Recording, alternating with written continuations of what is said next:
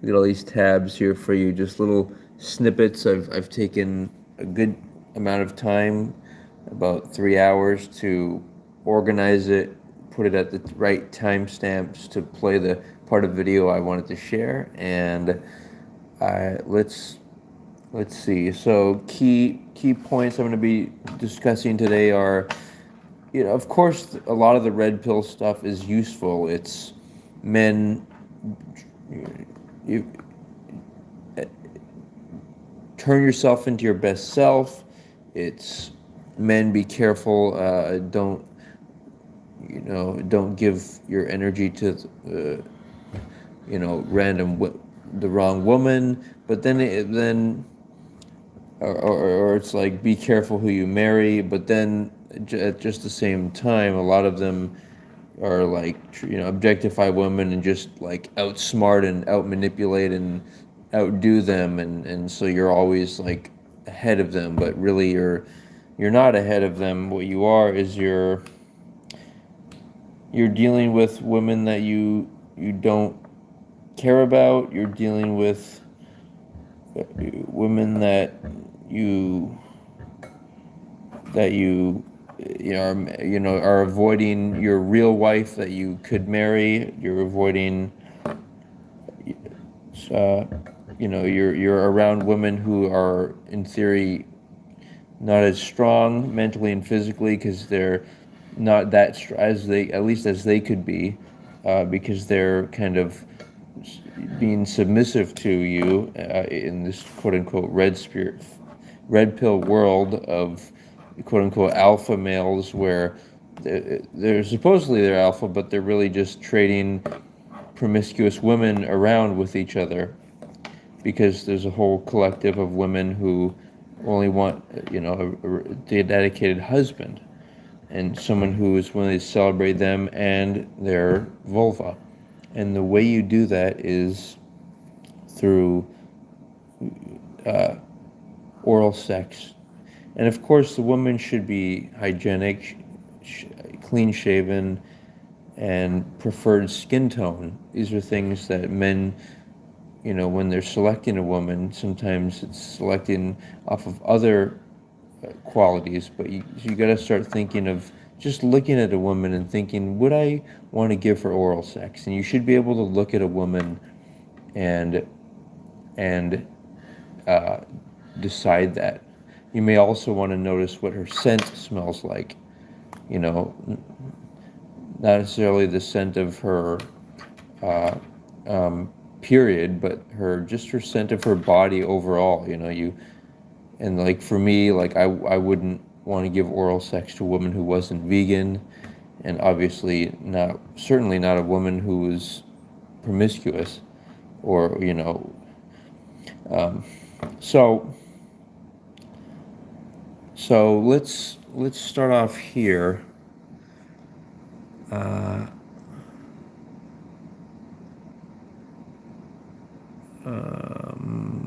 One moment here, bear with me.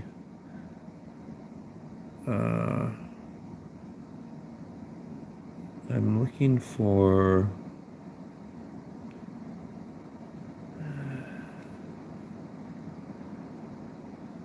Okay, here we go. So let's start with this. This is very interesting.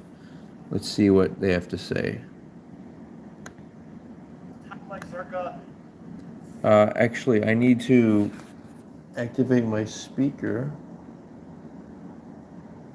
so we can hear a little better. In fact, let's bring my speaker buddy up here. Here's my speaker buddy. Okay, and that'll allow us to have a better sound. All right, ready? And I'm going to crank up my volume here, Ted. Thanks for bearing with me. Let's see here.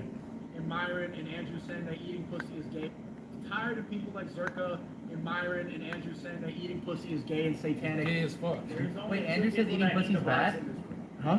Andrew says eating pussy is bad? He doesn't. He said he's never done it his entire life. Myron says that he thinks Chat, can we W or L on eating pussy? I think with your main bitch, with your wifey, you can eat it up. John, give him the floor. You gotta.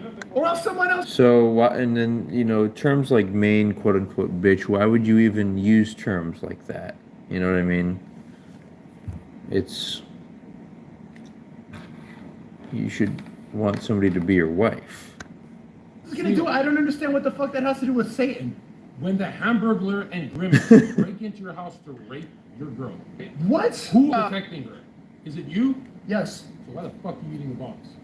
What does that have to do with anything? You gotta protect her, pay the bills, and eat the box. I'm Are you out of protecting your her. fucking I'm mind? protecting her orgasm. No. If she wants to fight the Hamburglar, then you eat her box. So but if you're XQC doing, eating box. if you're risking your life, why are you eating the box? Think of all the emperors, right?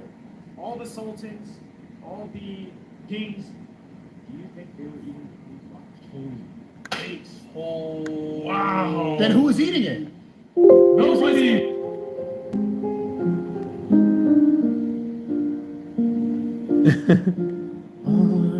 So, you're admitting that she's not getting the ultimate pleasure. Chat, what was the consensus? Was No, it the W or L? ultimate pleasure is her Put the pleasuring chat up the so we can king. see this shit. Chat, someone said L, eating puss gives you cancer and it's disgusting.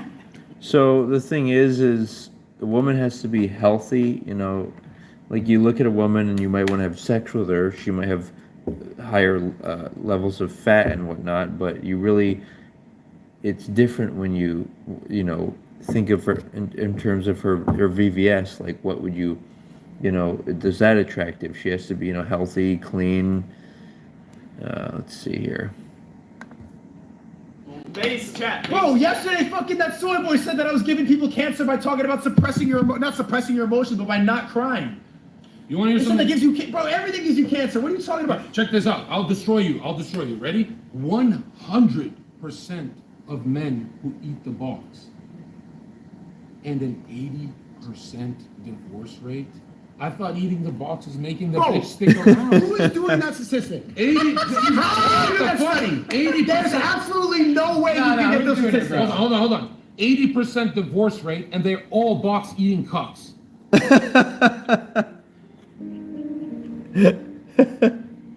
Why is chat saying it's feminine to eat pussy? Here, go do it. If it's masculine, do it on camera right now. Show us. Hold on, show us. Show us how you eat the box, bro. Why are you getting ashamed? Just get her to sit. No, on do her it. face. Do it. Like role play it with the air. Let's see it. Let's see how. Cool I don't it need is. that. I don't need that clipped up. But check this out. If I said Eric, demonstrate. You move her legs. He's laughing, bro. He's not. Take it. Come on, show us. You move her legs. You grab the ass. You bring it in. Do it with your tongue on camera. Get the No, clip. I gotta Come do on. that with my Why tongue are on you Do it in the camera. fisheye right Hold now. on, check this out. If you're masculine and you tell me to punch the air, yeah, it's masculine, I'll do it. So do the eating the box in the air. Exactly.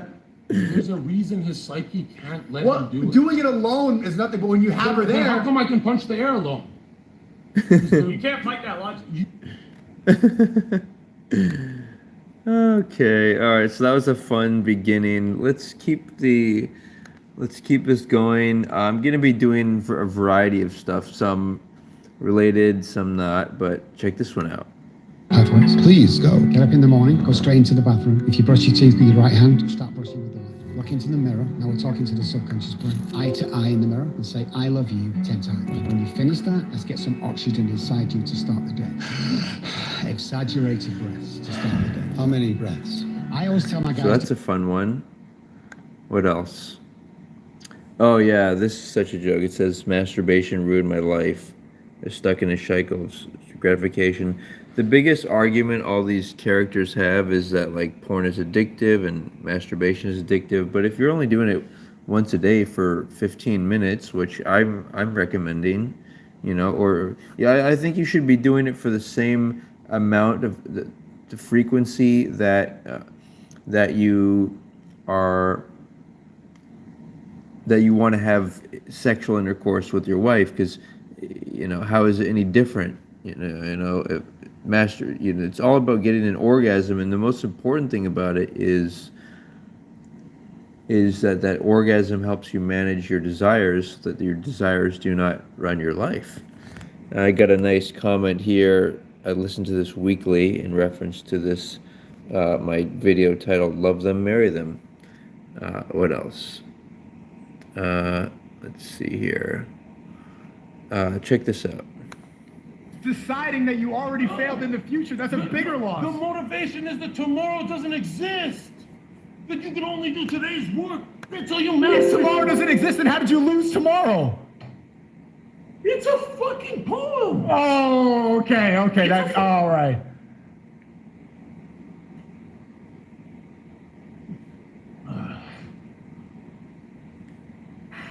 Hold on.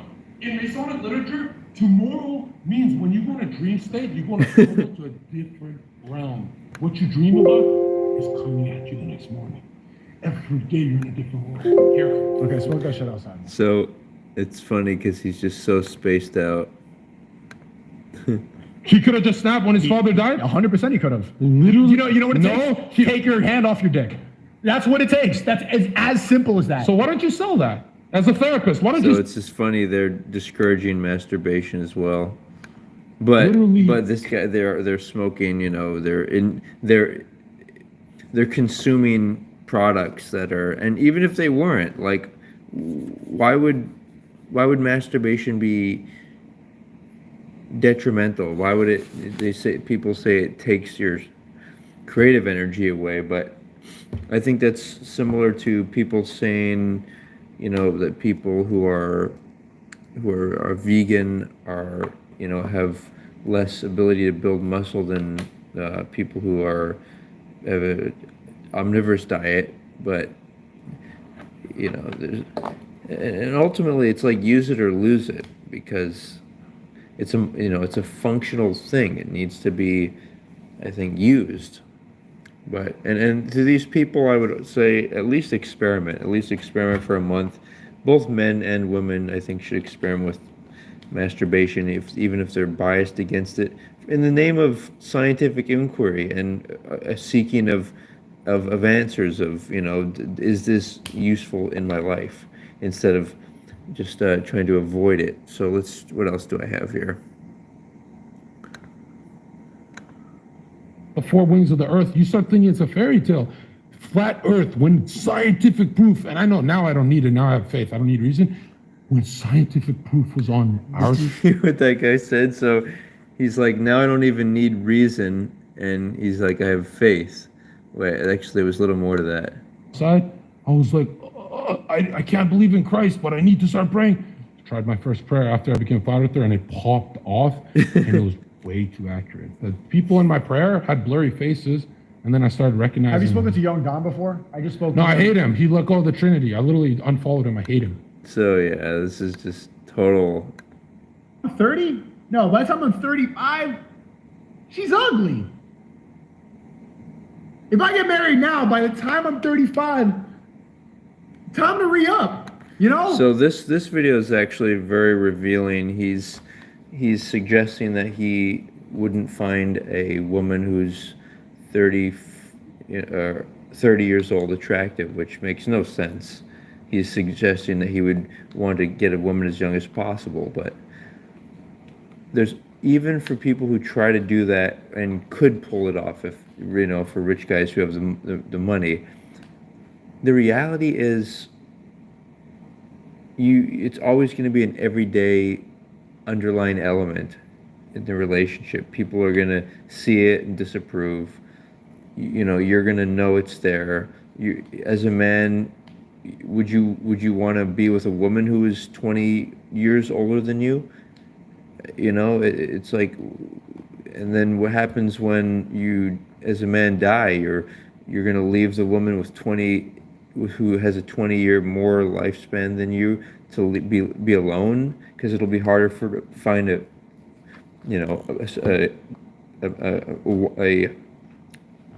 spouse after you die. See how messy that is, and then just yeah, it's like how women are naturally better with their emotional intelligence, EQ, and men are naturally better with IQ, I believe, at least the logical aspect, but both people have to build both of their EQ and IQ, I think. But what else do we have here? So this is someone I'm recommending. If you haven't heard of him, Julian himself. He has some interesting advice for people. And then what else? Let's see what else. Oh yeah, the guy Zerka, he got into some type of a conflict, and people were laughing at him because he's basically, he's under the influence. But the important thing is that to consider that people think like him, but he's just bringing it to a very conscious and transparent level, public level. But people do think like him, and they're, may claim to have, Christian bias or whatever it may be. But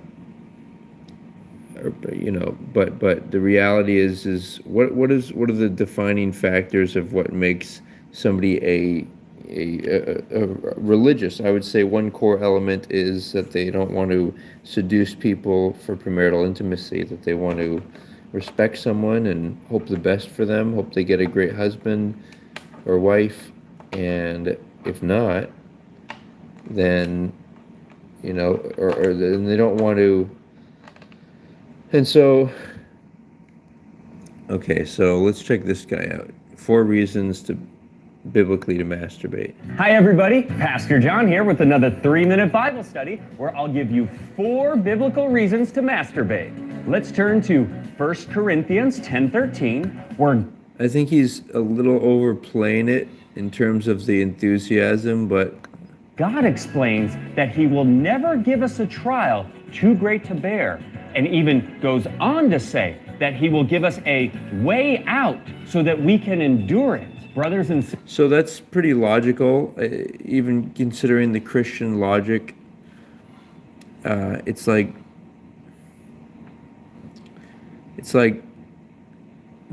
there should be a way to manage our desires, is what he's getting at. Sisters, many of us know that the sexual desire can oftentimes seem overwhelming, but what masturbates his partner with his right hand while caressing her head, you can get rid of those demons is by self-stimulation. By all means, get that sin out. Our 4th and final biblical reason to masturbate comes from Galatians 5:1, which reads, "For freedom, Christ has set us free. Stand firm and be not subject to the yoke of slavery." So yeah, the idea of self-intimacy is you become free because you're able to manage your own emotions, make sure that you're not susceptible to somebody else seducing you either, and it just helps to make life more enjoyable. Something like, if you're able to enjoy sex with your spouse, then you should be able to have sex with yourself too, and with the various toys out there for men and for women. Always for men, I recommend the Doc Johnson strokers. They're very realistic, So, and then with coconut oil, because coconut oils is very slick, and it's very it's natural, so you don't want the synthetic stuff in your. And they'll advise to not use those oils because they break down the rubbers, but you can always get more. And I find that the strokers still last a good while, like a good 4, 5, 6 months, even if you use coconut oil. What else do we have here? Let's get back to this. This is a guy, if you haven't heard of him, Tech Lead. He seems to be a pretty smart guy. I'm gonna, I'm wondering what I haven't seen this yet. He says, "My wife left me," but let's see. Now, I have a bit of funny news to share with you guys. It's not that funny, actually. My wife left me. Now, I know that some of you guys may be surprised that I have a wife, or had, and I have a kid as well, a 3-year-old child. He's great. I love that guy. But one day she just took all of her stuff, packed all her bags, took my kid, and just left, went back to Japan. Now, I don't want to get too much into the details because I think that this would be disrespectful for her. And it's just way too much information, right? Like, it's just random, personal, small, detailed information that doesn't really help anybody. But first of all, I do want to say that the biggest victim in all of this is my son. And, I strongly believe that children should be growing up with two parents. So it is just an absolute shame that this had to happen. And, we did have some issues. I did not expect it would get this bad to this point. I had always envisioned that I would be living many, many years to the end of my life with this. So this is for you to check out if you'd like to more. He says money acts like an escape hatch, small acts of kindness, trivial, the best thing about me, solving problems with money, intergenerational relationships, money does not bring happiness. So this looks like a good one. I'll watch it. I will add it to my playlist. And by the way, if you haven't seen my playlist, I got lots of cool playlists about marriage ideas, intellectual ideas, and then lots of good ones like rap music and the ride one, house music, and so on. Lots of fun stuff. Let's see what's here. Oh yeah, this is this. And check this out. Here we go. This is a fun one. Give it to your son. You're disgusting. I gave it to my son. Imagine, I am not the greatest- disgusting. Hey, yo, I taste really okay, good. woman, I taste really good. would you trade your mom and dad No. for anything at 20 years old? Would you? No. So mom and dad's the greatest gift you can Yes. have, and you said, Yes. fuck you to your son, you're No. gonna give it to him. No, I did not. The greatest gift I did you not. can Greatest have. gift. Where's the man? Big Ben? So that's just to show you some of the more chaos. I mean, he at least he's entertaining, right? And then here's the funny stuff about, like, come on, guys, are you serious? If you've never heard of Teal Swan, she gives a lot of good advice, very original and intellectual advice. But she also has this weird polyamorous cultish thing behind her, so be advised, but try to get some insight from her. Here's a fun one. Kind of ironic that a white man. Let me lower the volume a tad here.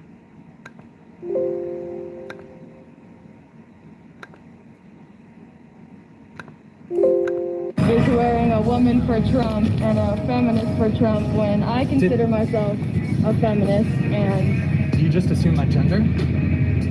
I- You said white man. okay, I see your point How do you there. know I'm not a woman? I see your point. I see your point.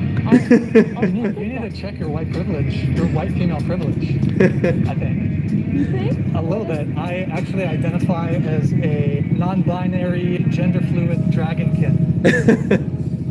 Are you trying to make up? Are you just trying to be funny now? That's a fun one. All right, let's see what this one is. All the lie. You've seen these disgusting Fresh and Fit podcasts, Red Pill podcasts, where they bring in stupid, unintelligent women and they ask them like, so what does a guy need? And they'll say like, oh yeah, 100k, 200k. Every young guy these days is watching these stupid, disgusting podcasts thinking, oh man, yeah, see, women just want a guy who's got 100k. They want a guy who's 6'1". And I can't believe so many guys have been taking a step back to think, wait, these are degenerate, unintelligent women who are also being interviewed by degenerate, disgusting men. This is like the content you're watching and what's building up the views of your mind of what women are actually like. It's of course not an accurate representation. Men who have been working so hard for years, for decades, still get cheated on and divorced because this isn't what most women actually truly value. Providing for a woman is only a very small part of it. The bigger part of it is the way that you love her. You've been sold a lot. Yeah, you've got to. What I'm understanding that women really want is actually it's that they want someone. It has to do with faith and that woman. Let's see here. Women. Actually, it's coming up right here. Good timing. specific things you said that you had demonetized? You had mentioned that before. You had a few things demonetized. There was a video that I made about there was this statistic going around that some people said that I misquoted it, which might be true, but it doesn't. I still didn't get the principle wrong. It was about lesbian marriage having a higher divorce rate, and I used that to kind of demonstrate how maybe, possibly what's going on is that women are more sensitive to negative emotion, and so they're having feelings about their partners and then just saying, well, if I have the feeling, there it is. If I have the feeling, then you must have done something. Like, this is an illustrated psychological projection. If I'm feeling something, it must be because you did it. So when you get two girls together, it's just like a lot of, I have a bad feeling, so you must have done it. Well, you must have done it. Well, you must have done it.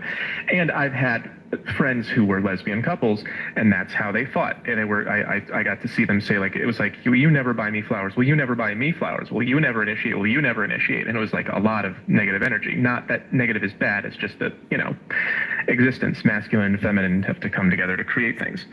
So this video was doing really, really well, and I was going to make a ton of money on it, and they demonetized after like 90 minutes. Did they say exactly why? It said hate speech. That's incredible. I'm just curious. So was the 72% number the one that was incorrect? So I guess. So that's interesting. One of the things I really loved was, and you made a video about her, was Sadia Khan. You remember what I'm talking about? She makes some really great content. She said something like, the one thing that every woman actually wants is a man she cannot manipulate. And I think about that blood torch thing. One thing that every man wants is a man she cannot manipulate. And it was one of these situations where, like, we both know you're making this up, but my reaction to it means that you're able to manipulate me. And then therefore, even though you're in the short term getting the reaction you're looking for, oh yes, he cares about me. In the long run, you're saying this is a reactionary man who is not going to be able to provision, provide, and protect because he's reacting to my outburst. Yeah, and it's this horrible split of needs that women have, where it's, on the one hand, I want to prove that you care about me, so you have to get emotional, but on the other hand, if you do get emotional, then you're too weak to care about me. So it's like there's a constant line that you have to ride between, good guy and bad guy stuff. Like, one of the things that I say all the time. So that's a good one, because it's all about, this guy Casey Zander talks a lot about this, about how it's about being, well, I want to simplify it even more. I want to say it's this simple. It's like, you as a man, you need to establish and define your life, and then invite a woman into it. If she wants to be a part of it and go with the way you live, especially since you're going to be the one managing the finances and bringing in the finances for the average family, that's, the woman stays at home and makes the home. And women, be sure not to make the mistake of trying to be, like, expect a high standard of living, that because what a two income earner household would earn, because you can't make food for your family and you can't raise your kids if you're trying to have a higher standard of living, like want a Mercedes instead of a Toyota, for example.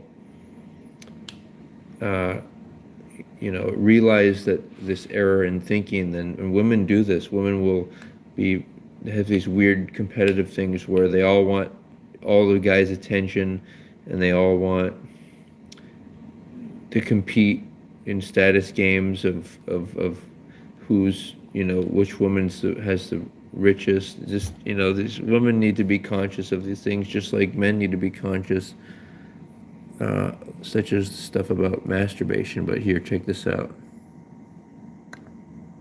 Their heart is seeking masculine leadership in the element of faith. Right. And what I have found is, if that is not there, the relationship may last 1 year, 2 years, 3 years, 5 years. A lot of times she can't even put her words to it, but she knows there's something missing. Back end game, you have to really be a masculine man. You can't bend in your principles. And the biggest thing with back end game is identity.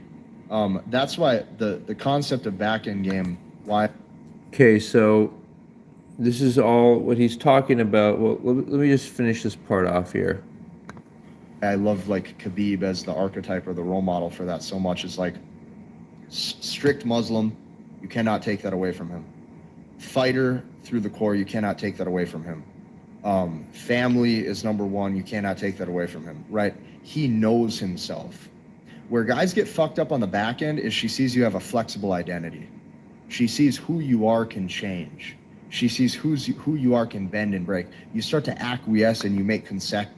So that's what women want. They want a man who's following his purpose, following his faith, following his religion, following his principles, following his values, that he has a trajectory, that he knows what he wants. And that's what women want. They want to have the security of not having to worry about stuff like that. And so, and even in marriage, women will shit test men to make sure those men are on point, and the men isn't just following the woman because he wants to get her body, but rather he's following himself. And see, that's why I think the principle of orally pleasuring a woman is so important, because it's not about intercourse where the man's hoping for needing an orgasm. The man can masturbate independently of his wife, and she trying to withhold sex from him in order to gain some type of leverage or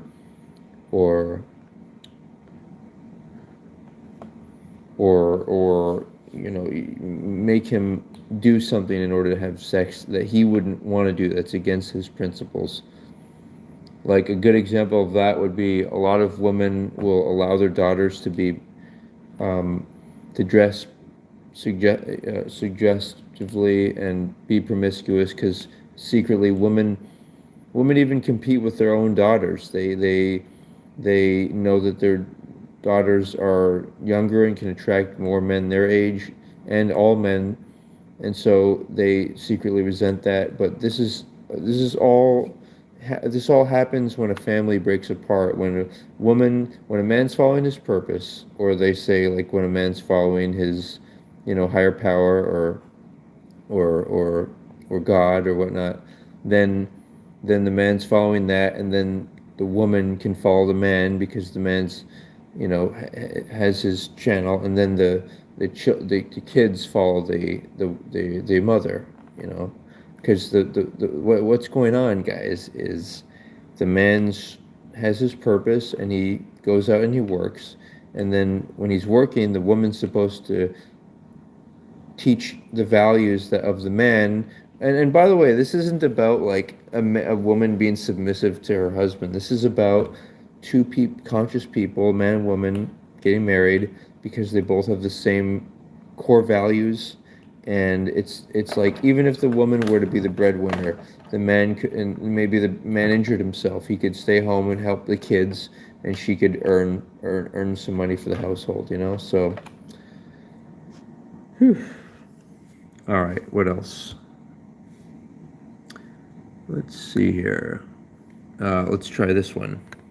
Literally from doing anything, any form of degeneracy you could ever think of right now, you can basically do, and you have a right to do it at all times, whenever you feel like it, everywhere inside of the United States. There's so much judgment, and I think that's unnecessary. Yeah, what's wrong with judgment? Judgment's good. Okay, so the thing about judgment is when people say they have no judgment, oh, it's okay if a promiscuous person comes to my house gathering or party, then what they're doing is they're actually judging people who don't want to be around promiscuous people.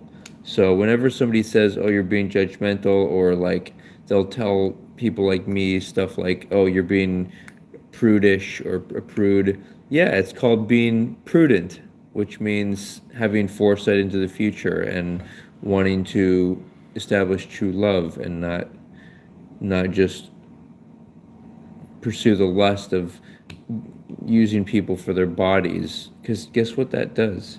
You might think, oh, well, then just because I'm using somebody, it doesn't matter. It just might hurt them, but guess what? It hurts you too, because you're around that energy. You can't be in a loving energy when you're in that lustful,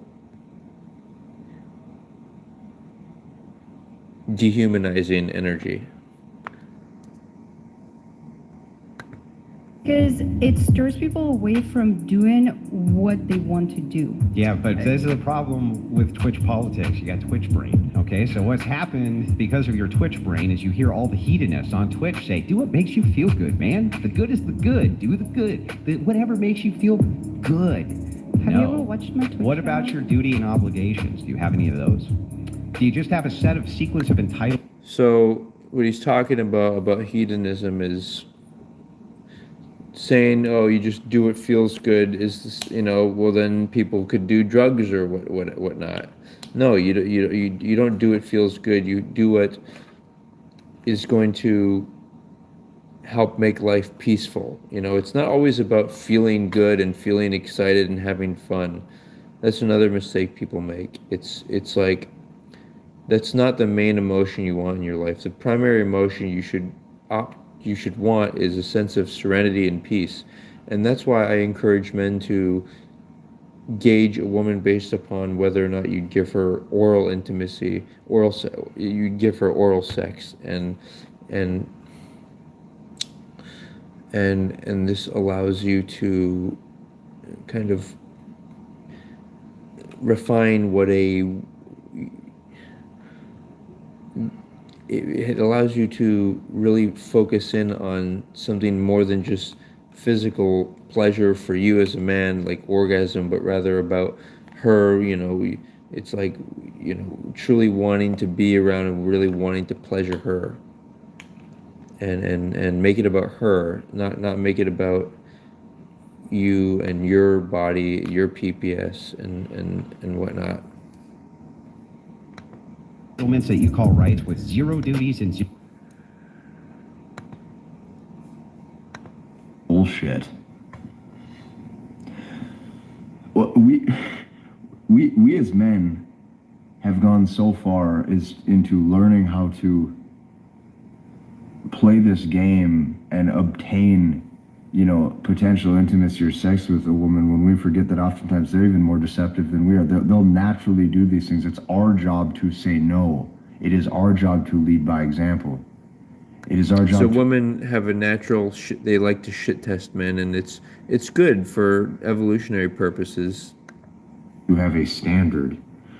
So we require nothing because today, men don't care. So think about this with me. What you hear from men today is guys say, I don't care. I'm self-sufficient. I don't care what she does for me. I don't care what she believes in. I don't care what she's about. I don't care what she's interested in. I don't care what her personality is like. So we require nothing from women other than beauty today, because we're hoping that that's going to please us the most for that 20 minutes while things lead to the bedroom. This is how fucked up and degenerate all of the men have gotten. We require nothing because we don't care. We don't care about anything. Men don't care. If you say, what do you want for dinner? It's, I don't care. If you say, what type of woman do you want personality-wise? I don't care, as long as she's attractive. What do you want her values to be? I don't care. Is she hot? So see what I mean?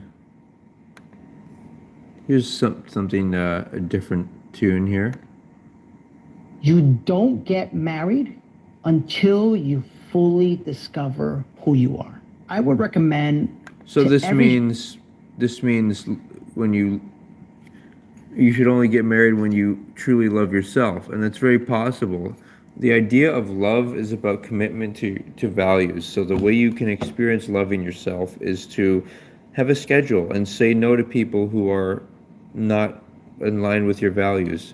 Have a schedule, and you can say that, oh, that day I'm not free. I'm gonna be study, even if it's only on your own. I'm gonna be spending time with people who have the same values as me.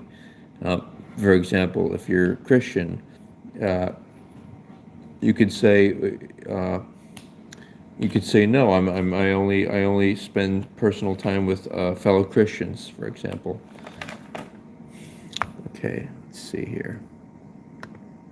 Human being listening to me right now, that you do not even promise yourself to a single or to a committed relationship until you first fully discover who you are, what your emotional makeup is, what your triggers are, what your woundings are, where those woundings came from, the things that you avoid, the things that you like, your shadows, the masks that you wear, the truth, the nitty-gritty about who you are as a human. So another thing is, yeah, this is like, you should feel good about really truly being yourself and not hiding any of that, because a lot of things what guys will do is just try to hide it and then pretend that they're friendly and agree with the woman even though they don't, just to get sex. And that's like, it's like the big caution here. Don't do that. Don't sell your soul for Maya, illusion, sexual, this physical world is not real. The only thing that is real is principles and values and things that are knowledge, things that go beyond the time-space continuum. Let's see, what else do we have here? And aloha viewer, how's it going? I've been reviewing a bunch. If you're into this, you'll want to go back to the beginning once it's fully uploaded. I've got I had a lot of tabs here, as you can see, pulled up, and have done a fun little review here. Any relationship, one person likes the other person more, the other person likes the other person less. This is the adored, this is the adorer. There are pros and cons to each. But in general, most people, men and women, want to be the adorer, because the adorer gets to be with the one they love, and that's where all the feels come. That's supposed to be like... I don't really agree with that. I think that both people can adore each other, but it's only possible when they both think they're at a similar, like their core values are similar, and they have a similar lifespan, and they're similar in health. Maybe they're not the same in attractiveness or competence. Often it might be the woman has more attractive physically than the man, and then the man has more wealth or earning ability than her. But they should have a sense of at least that they're going to live a similar lifespan together, and that they are into health and wellness and that type of thing. Let's see here, a couple more, and then we're going to call it a night, but thanks for being here with me.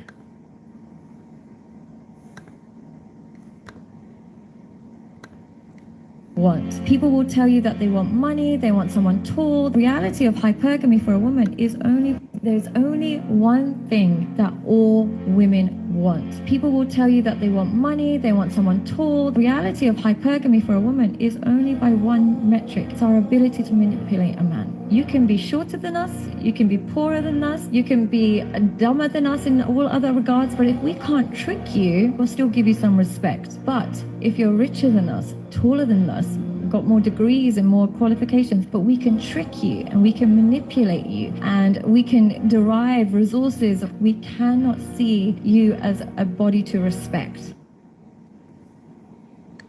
Okay, and for sake of it, let's check this one out. In my experience, there's a fundamental difference between the way that men talk about size and the way women talk about size. When men talk about size, they think of length. And so in terms of PPS and VVS size, we all know that after watching some pornography, and a lot of pornography could be good. It's obviously consenting people. Some of it may involve money, so that's questionable, but it's at least it's better than having premarital sex yourself.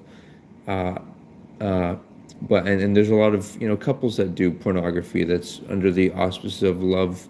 Well, it's not really love unless they're married, because it's the thing about marriage is it's like when you go through the process of preparing and yourself and vetting somebody else for marriage, then that's how you know you're really being extra careful, and if you're selective, and if you truly love her. But the thing is we all know that women like, you know, big internal vagina stimulated by a bigger object, and generally speaking, and so, but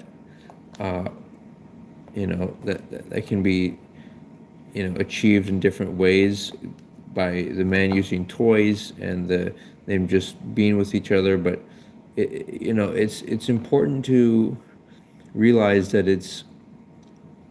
the relationship is supposed to transcend that it's first they evolve. They should, you know, they can email each other. You don't need to be intimate in order to determine if you're compatible. You can just email each other and say, well, this is my body, and the man and woman say, this is my body. And by the way, that's why masturbation is important, especially for women, also to know to use the dildo that they like, and that kind of identifies what their size is. But it's again, it's more than that. It's like, do guys think so much about women's vagina size? Not really. You know, it's more about, you know, do they find them overall physically attractive and have shared interests and values? And but the idea of celebrating the woman's vulva, the external, the clitoris and the labia, that's the fun part. That's where it kind of goes beyond, transcends this whole sexuality thing of, oh, do men want to dominate women in the bedroom, or does a woman have to get more and more stimulation? No, let's focus on celebrating her, what we can see, her vulva. That's what it's called, vulva. So what else do we have here? Let's check this guy out. This is kind of a final clip, but just hear it out. It's a little logic for the evening nightcap. Ever heard of the red car theory? Nope. Okay, Zach, you drove here today from your house. Yes, sir. How many red cars did you see? I'm gonna go with 62. Oh, but do you know that? No. Okay, so that you can think of, and you're sure, how many red cars did you see? 0. Okay, but if I told you before you left your house that I was going to give you $100 for every red car that you saw on the way here, yeah, would that have changed things? 100%. Okay, so opportunity is exactly the same. Mm-hmm. If you wake up every day and you are not looking for opportunity, you will not see it. It could be right there. Right. It could be next to you at the red light. It could be right next to you parked at the CVS. It could be right in front of your face, but because you're not looking for it, you didn't see it. Right. So I'm going to end with that, and also I'll do a quick little light work session to finish it off with you guys. But yeah, we've had fun. We've had a fun little share here. We're looking at all those tabs that we went through, and I'm glad. I'm glad that we had a good time. You know. So let's see. What I want to say is, what do I want to say? I want to say a little light work. So imagine the way I do light work is I like to go stand up and kind of spiral, because it allows you to kind of create a motion that helps you to stay focused and kind of, you know, if you're just standing straight, it kind of gets awkward, but can I keep things flowing? And then I hold up my hands like this. I also like to use a crystal in a hand and kind of rub it as if I'm tapping into the universal energies. And so I'll use my hands like a wand. I'll beam my immediate vicinity. I'll beam around, brilliant white laser beam of light, do a 360. And sometimes I'll imagine beams of light coming through. This is especially important to do if you're doing it often. I think what happens is the dark forces out there. Remember, you might think, oh, there's only a couple of demons. What if there's lots of demons, and that whenever people are under the influence of alcohol or anger, these demons can come in, because it's like when you're operating under emotions and not logic, or the third eye, or the pineal gland, the frontal lobe, logic mind, the prefrontal lobe. That's, when a demon could jump in there. So you really need to protect yourself with light. For example, you can also have somebody else doing light work for you as a form of spiritual protection, just like you'd hire private security personnel. So, but again, like I'm saying, just visualize the brilliant white light. And by the way, check out got the shield heart.